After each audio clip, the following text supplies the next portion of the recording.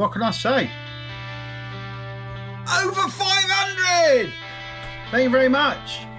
Lots of engagement on the group. Yeah, I'm very chuffed.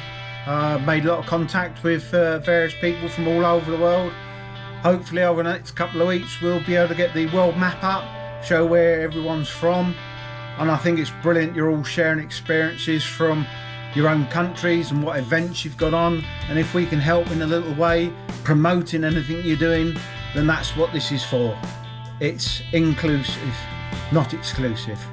So that's what we're sticking to, a group that's inclusive for everybody.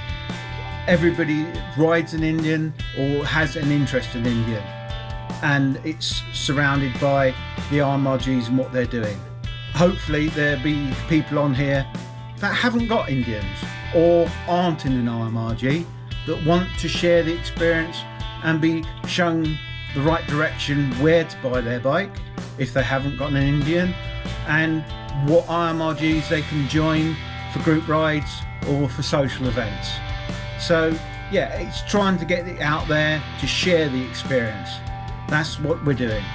So thank you very much. 500, brilliant.